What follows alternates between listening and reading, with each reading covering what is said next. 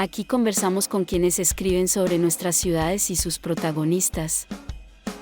Esto es Terraza, con Nicolás Valencia. Hola, ¿qué tal? Hoy conversamos con Rodrigo Tisi, autor de Objetos y Espacios Performativos, que está acá, publicado por la editorial ARQ el 2023. ¿Qué tal, Rodrigo? Hola Nicolás, ¿qué tal? Un gusto estar contigo conversando hoy día. El gusto es mío y nuestro. Performance y lo performativo se han convertido en palabras bien cotidianas, al menos en Chile, y obviamente no con el uso correcto, como que todo es performático. Alguien puede ser performático incluso, pero obviamente ha sido una distorsión de cómo esa palabra se ha utilizado. ¿Qué es para ti la performance o cómo lo vamos a entender desde la arquitectura? Bueno, en el libro básicamente hago esas diferencias y yo trato de evitar poner el artículo a performance. Trato de evitar decir la performance o el performance porque cuando uno pone el artículo en el español, lo limita en el caso de la performance a lo que tiene que ver con la actuación y generalmente esa actuación va referida al cuerpo, ya la manifestación o la acción de arte, la performance, ¿no? Cuando hablamos de el performance, hablamos de el desempeño, el desempeño y la efectividad de las cosas o del diseño, ¿no es cierto? Entonces, por lo mismo, me gusta usar la palabra performance para que sea entendida en un sentido más amplio, más complejo. El concepto en el inglés alude a varias dimensiones y por lo tanto esa complejidad, al limitarla con el artículo, creo yo, restringe. Sobre todo cuando necesitamos tener diseño, arquitectura, creación, ¿no es cierto?, de por medio. ¿Y qué sería entonces performance sin artículo definido? Performance creo que tiene ese desafío, entonces hacer las cosas para impactar, de alguna manera tener un efecto, tener una llegada, pero cuando lo pensamos desde el punto de vista del mundo del diseño, la arquitectura, es tener una transformación de la realidad, es impactar, es mejorar, es diseñar esto que viene, esto futuro, ¿no? Y en ese sentido el desafío es complejo, no es solamente un problema de efectividad y eficiencia, que el edificio o que la arquitectura resuelva bien las cosas, ¿no es cierto? Sino que además logre construir capas simbólicas de significado que le den más lugar a esa percepción, que es lo que performance al final desencadena, ¿no? Es construir percepción, instalar realidad a través de esas percepciones. Hola, hacemos esta breve pausa para invitarte a que nos sigas en Spotify y nos evalúes con 5 estrellas. O bien, nos veas en YouTube y te suscribas y nos des un like. Sigamos. Sí, ahí creo que dijiste algo clave que es quizás lo que une tanto los usos correctos como los incorrectos de esta palabra, que es como el simbolismo. Y, claro, esto ya está muy fuerte en esa misma línea. En el libro, de acá lo tengo al lado, eh, planteas que el concepto de performance asociado precisamente a diseño o arquitectura nos ayudaría a ser más conscientes y provocadores en la construcción de una realidad. ¿Por qué? Porque cuando diseñamos de manera consciente estas dos dimensiones, vamos a poder hacer contribuciones, creo. Cuando nos olvidamos de una capa o la otra capa, aquí lo dije a grosso modo en estos dos ámbitos, ¿no es cierto? La y él. Pero cuando nos olvidamos de esa multiplicidad de desafíos, el proyecto se vuelve menos relevante, diría. ¿Por qué? Porque no tendría la capacidad transformadora y además ejecutora en sentido de una contribución social, cultural, que en el fondo hace trascender, ¿no? Claro, es una transformación que no va, corrígeme si me equivoco, pero de no pensar en el edificio construido, sino precisamente en esa visión de futuro que quizás eh, una obra clásica de arquitectura no necesariamente tiene. No, porque efectivamente está bien lo que tú dices, porque en el sentido del proyecto, el proyecto puede ser más ambicioso, ¿no es cierto? Y en la medida de que nosotros entendamos esas ambiciones, es que debiéramos hacer como la ingeniería del diseño inversa, ¿no? ¿Qué tenemos que hacer para esa visión, esa ambición, ¿no? Generalmente, no quiero desmerecer algún tipo de práctica, pero generalmente lo que pasa es que lo vemos siempre esto a corto plazo. Hay una eficiencia, ¿no es cierto?, de la efectividad de los metros cuadrados, de las economías, suma y sigue. Y eso restringe, creo yo, esta otra ambición que una que está un poquito más lejos, y esa es la que performance en verdad, o los estudios de performance mira desde el punto de vista que lo planteo, ¿no? Porque tiene que ver con el impacto, tiene que ver con esta construcción de otras cosas, tiene estas dimensiones de otras sensibilidades, ¿no es cierto? Hoy día se habla mucho de la afectividad. ¿Cómo trabajamos con esas fibras que son más delicadas o menos objetivas, si se quiere, ¿no es cierto? Sí, acá hay, bueno, lo dijiste, impacto. ¿Puede haber performance sin impacto? No, O al menos, claro, eso es el objetivo, debería tener un impacto. Sí, claro, pero si uno lo mira en las artes, podría existir performance sin tanto impacto, porque al final no genera ningún tipo de transformación. Queda restringido al mundo de las artes solamente, ¿me explico? ¿y qué lo diferenciaría? O sea, ¿pero eso sería algo malo en la arte o está bien dentro de esa área? No, está bien dentro de esa Ya. lógica, por supuesto. Claro, pero en arquitectura no. Hay arte para artistas y para el mundo del arte, y hay arte para el mundo, ¿no? Yo como estoy en el mundo del diseño, la arquitectura, mi intención del trabajo y de la obra es mucho más social, o sea, es para otros, es para el otro mundo que está allá afuera, ¿no? Claro, sí, es un buen punto en el sentido de que, claro, uno no puede hacer arquitectura para uno. Necesariamente tiene que haber un otro, en otra edad en el diseño. Eh, Exacto.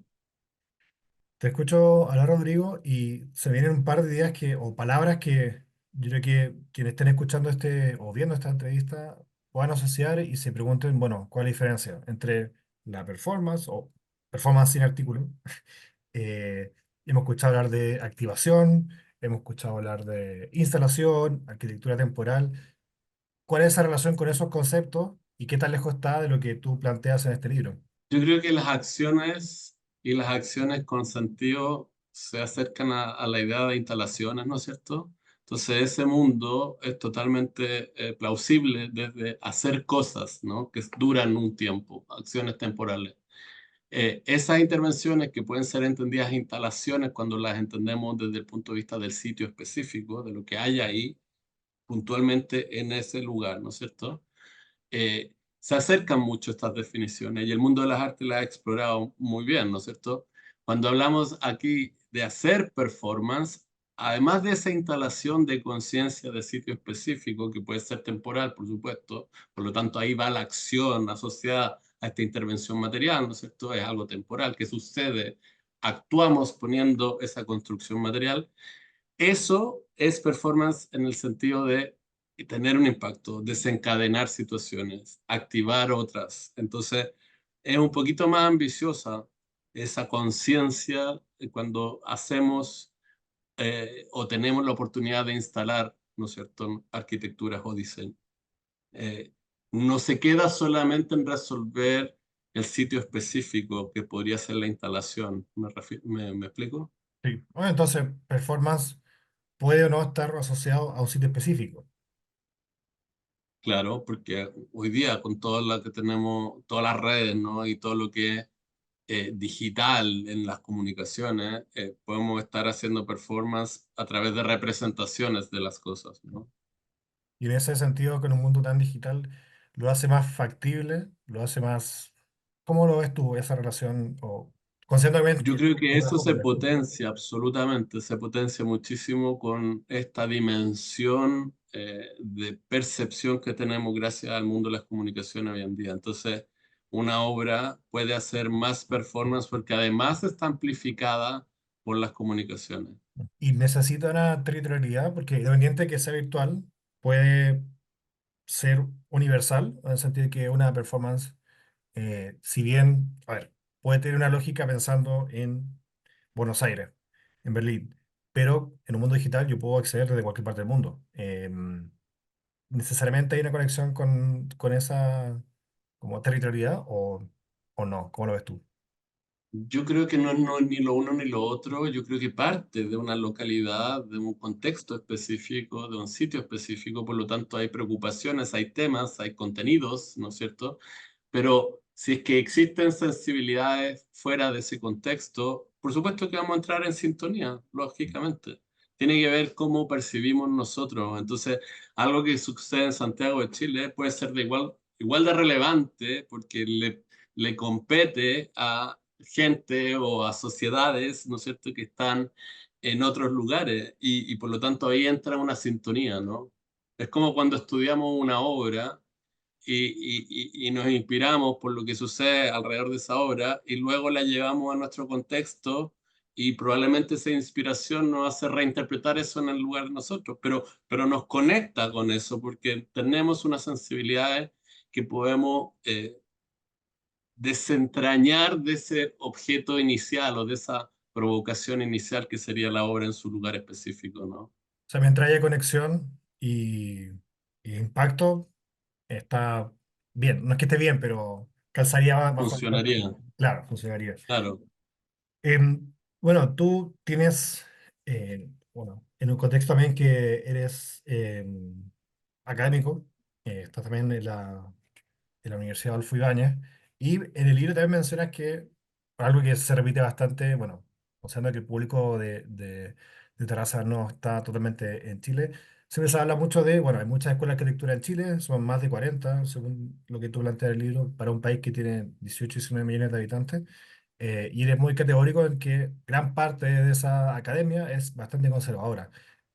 ¿Dónde ves que haya, si es que la hay, eh, una alternativa a eso? Si es que la hay. Por supuesto que hay muchísimas. Y eso es lo que me ha llevado a moverme también al mundo del diseño, que es más amplio en ese sentido, ¿no es cierto? ¿No? Desde una escuela de diseño podemos estudiar el diseño de la arquitectura, pero también podemos estudiar otros diseños, ¿no? Y no nos restringimos solo al mundo de la arquitectura. Creo que la práctica de la arquitectura hoy en día está desafiada por todas estas sensibilidades que tenemos en fibras que son quizás más distantes o que hemos estudiado menos en las escuelas de arquitectura y tienen que ver con estas subjetividades, con estas construcciones de lo cultural, el valor social, ¿no es cierto? Y ahí se nos conecta el tiro a la política y la economía, ¿no? Todos esos fenómenos que hoy día son importantes y relevantes para proyectarnos hacia el futuro, creo que entran un poco en este desafío de orquesta para poder diseñar y pensar, ¿no es cierto?, escenarios futuros. La escuela de arquitectura ahí es donde yo hago mi punto. Creo que se ha quedado mucho en el mismo lugar de pensar el proyecto desde el mismo lugar. Pero esta necesidad de interacción con el futuro propone desafíos de más conocimiento, de expansión, ¿no es cierto?, de qué es lo que entendemos por la obra de arquitectura. Entonces termina con el edificio cuando lo terminamos de construir. Pero ¿qué pasa con estas otras fibras de las que estamos tratando de presentar en esta conversación? ¿Cierto? Entonces ahí es donde yo digo que la arquitectura debiera crecer o debiera liberarse un poco de estas constricciones que habitualmente tiene. Y esos desafíos están dados por otros campos de conocimiento. En verdad es un pensamiento integrado. El pensamiento de performance es un pensamiento expansivo, ¿no? Y al integrar en esa expansión otros conocimientos, en teoría tendríamos un proyecto más comprensivo, ¿no? Entonces las escuelas de arquitectura eh, creo que hay algunas, por supuesto, que exploran y hay grandes que son inspiración a contextos internacionales, ¿no? Pero que están ahí en el borde Mm. y van y presionan sobre esos límites y más allá. Pero el general de nuestra cultura local es más bien, sí, po, tradicional en ese sentido, ¿no? Y uno Sí, mira las mallas de estudio y tienen las mallas de estudio más o menos los mismos temas, ¿no es cierto? Y se plantea la carrera más o menos igual. Creo que ahí el taller, el desafío de la integración del conocimiento en los talleres es una gran posibilidad.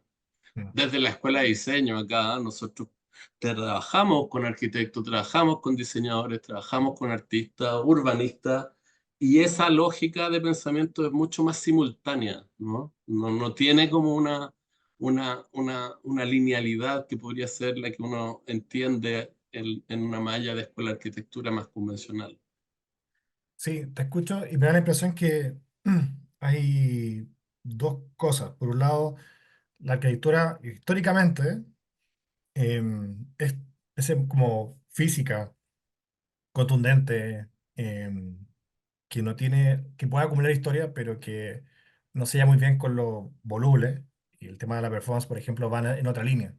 Y por otro lado va también que en gran parte bueno, del mundo, subglobal, en Latinoamérica puntualmente, también la universidad es un ascensor social. Por lo tanto, me da la impresión, tú que estás más cerca de la academia, me puedes opinar al respecto, que es más fácil convencer o es más fácil presentarle una malla académica a un estudiante con respecto a su futuro laboral que a esta flexibilidad o incertidumbre de la cual la performance te arroja, ¿o no? Pero es que ahí está justo como el desafío de entender las cosas de una manera más ambiciosa, diría. Hoy día, claro, efectivamente, nosotros tenemos la responsabilidad, ¿no es cierto?, de encauzar el trabajo o los desafíos que los estudiantes nos proponen para forjar sus propios futuros, ¿no es cierto? ¿Cuáles son las carreras de estos posibles escenarios futuros? ¿Cuáles son las posibilidades que ellos tienen de trabajar laboralmente, ¿no es cierto?, en estos ámbitos del conocimiento. Uno podría decir que el mundo de la interdisciplina está lleno de posibilidades, de oportunidades y de exploración, ¿no? Hoy día todas las empresas tratan de tener una unidad de innovación y no está muy claro qué es lo que significaría la innovación. Me explico. Entonces, hay una manera de entenderla, pero también nosotros tenemos estudiantes de acá que salen y llegan y son consultores en estas empresas y empiezan a escucharlos porque tienen una cabeza de visión integradora con esta idea expansiva de abrir o de armar estos entornos mucho más integrados de conocimiento. Yo creo que ahí tenemos un desafío. Entonces, ¿cómo hacer estos futuros y trabajar en planes, ¿no es cierto?, académicos, de estudios que permitan dar esa libertad?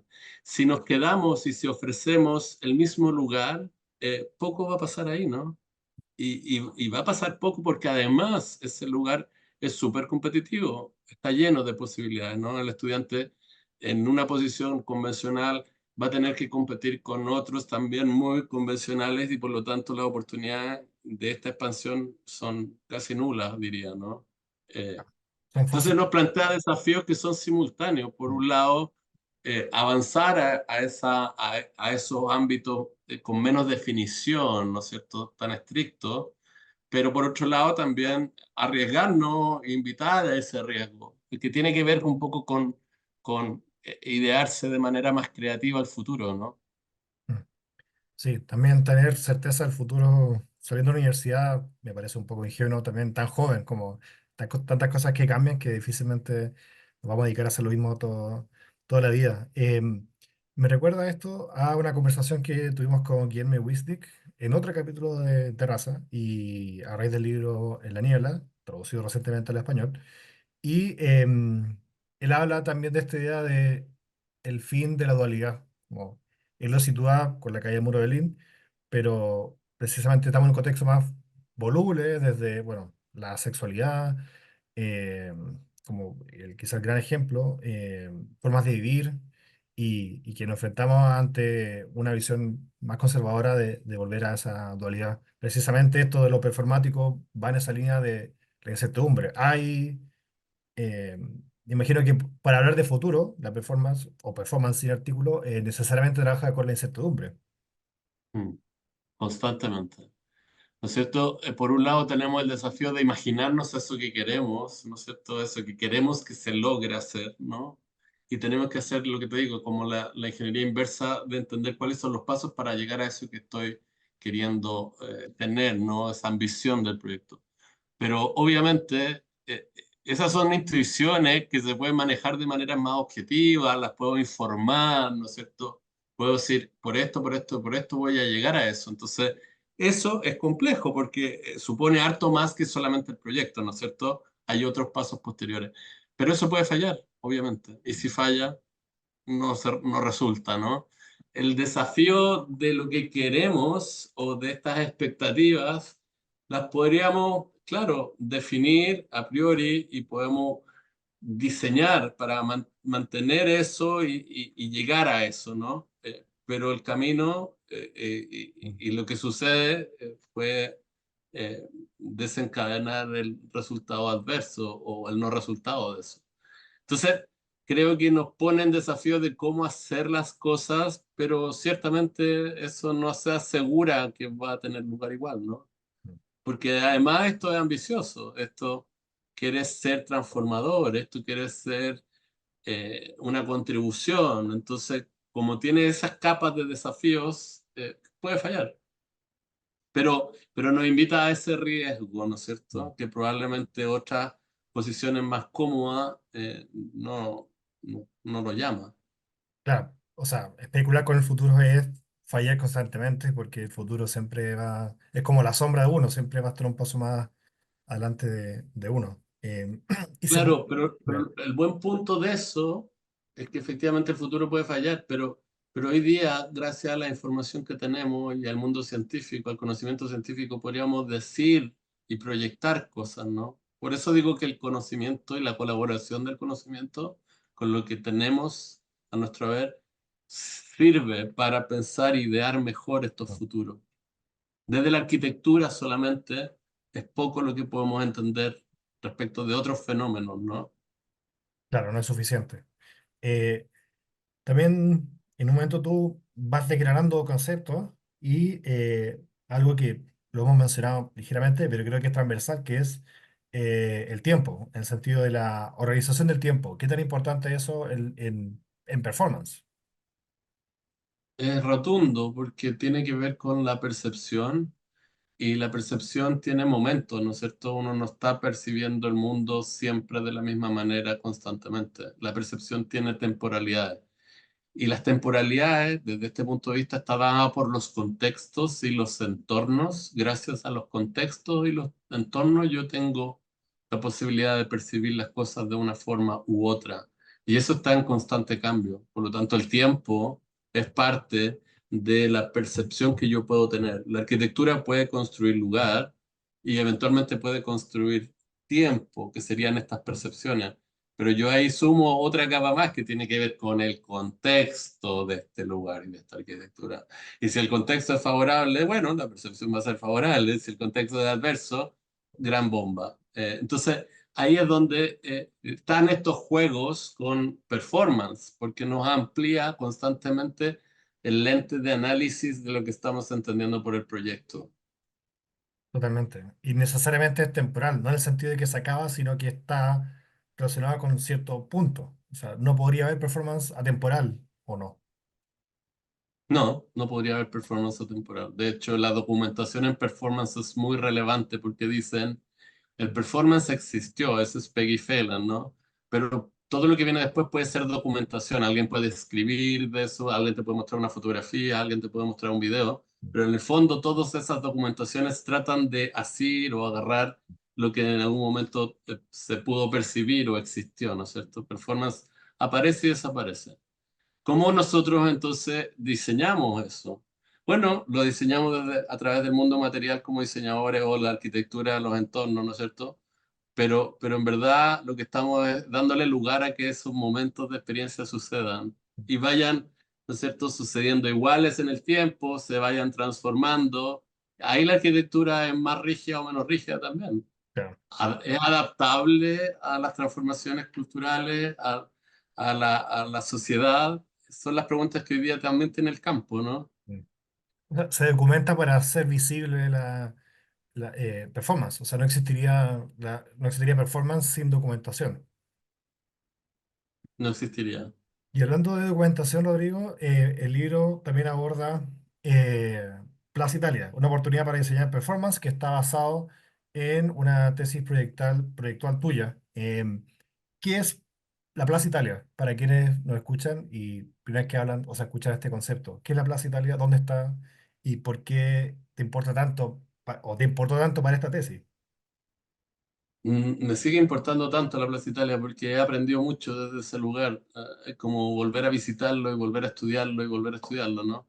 La Plaza Italia para mí es un lugar central en nuestra sociedad y en nuestro país, ¿no es cierto? La Plaza Italia, para los que no saben, es una rotonda en donde se encuentran sectores de la ciudad, comunas de la ciudad, visiones e ideologías de la sociedad, ese lugar de encuentro que está dado por una trama urbana, por una rotonda, que literalmente sería el encuentro de muchas avenidas, pero que en este caso no son muchas avenidas, es una, con un par de calles, y parques, ¿no? Hay parques ahí en el encuentro.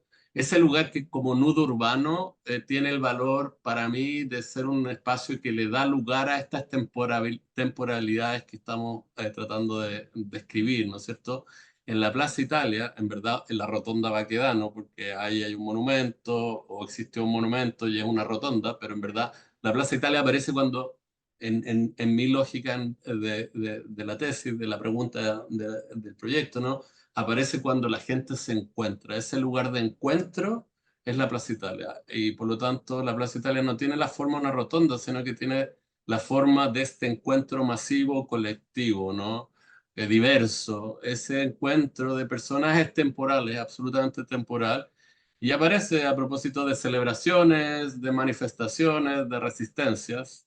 Y en el fondo es un lugar medio termómetro de nuestra sociedad, de nuestra cohesión social, de los dolores que tenemos y de las felicidades que también compartimos. Y ahí aparece la oportunidad de lo simbólico, de cómo, ¿no es cierto?, intervenir, diseñar, construir, ambientar este lugar, si es que hubiera que, ¿no es cierto?, pensarlo como un lugar desde el mundo de la arquitectura o el diseño urbano.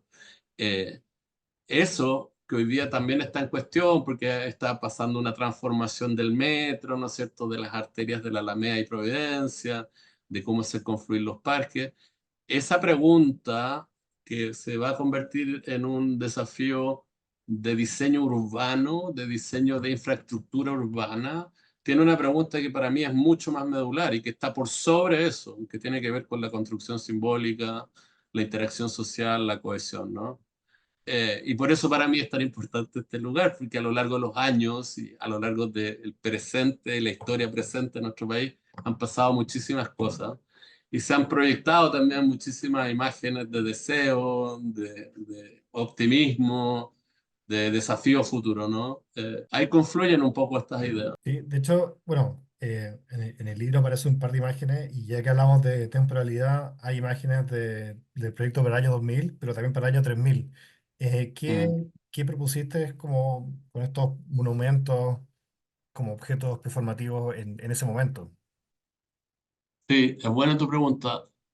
Mis preguntas desde la arquitectura siempre han estado en relación al futuro, como que lo único que uno aprende a hacer como arquitecto, encuentro yo, es aprender a proyectar. Y cuando uno proyecta está pensando en el futuro, uno está siempre pensando en un proyecto que se va a construir, ¿no? Mi pregunta es, ok, ¿se va a construir para qué y qué va a pasar luego de eso que se construya, ¿no?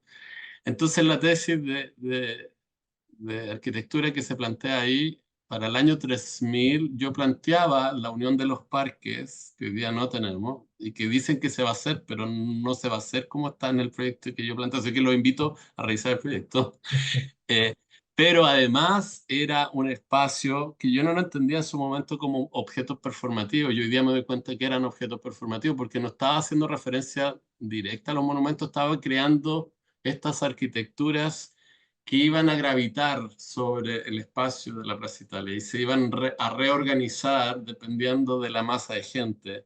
Es decir, estos objetos que gravitan sobre esta plaza Italia o este territorio, ¿no es cierto?, que sería el lugar de la Plaza Italia del encuentro, iban a reorganizarse dependiendo de las necesidades de la colectividad o del grupo de personas que fueran al lugar. Entonces, en los momentos de encuentro, estos objetos se ordenaban al lado, a un costado, como que si sacarais los monumentos y los dejáis en un lado, y luego cuando la gente ya tiene que empezar a funcionar, estos monumentos o estos objetos performativos vuelven a conquistar el espacio libremente, ¿no? Y la manera en especular de esa forma lo planteaba desde la superficie, esta superficie que era el suelo de los chilenos, pero ya era un parque, en ese caso era la Unión de los Parques, entonces era un área mucho más blanda, amigable, con una topografía, etcétera.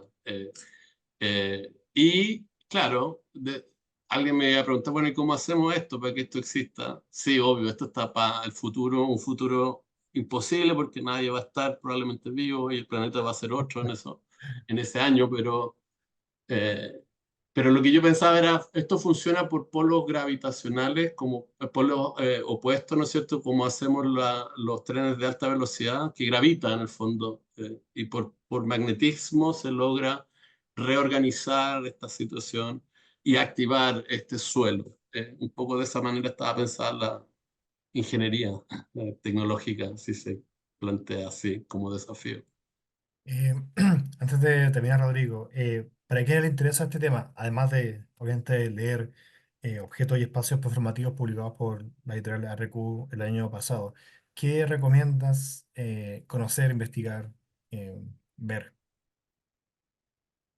¿De performance o de en general? En general, alguien que no conozca este tema y ha escuchado esta entrevista y se haya entusiasmado. Yo creo que es interesante mirar el mundo de las prácticas artísticas y de las prácticas artísticas que tienen lugar en estos lugares más convencionales como las escuelas de arquitectura y las escuelas de diseño. Cuando miramos estas prácticas artísticas o estos espacios que se abren a esas formas de hacer o de explorar una obra, un proyecto, eh, creo que aparece algo que me gusta mucho, que es la libertad, ¿no? Cuando uno mira las prácticas de performance, son prácticas que en el fondo abren posibilidades y esas posibilidades son múltiples, son diversas, tienen que ver con los puntos de vista, los intereses particulares, los intereses de los grupos, los contextos en donde estamos, ¿no? Pero entonces, mirar las prácticas artísticas dentro de espacios más convencionales creo que ayudaría a entender esto que estamos conversando.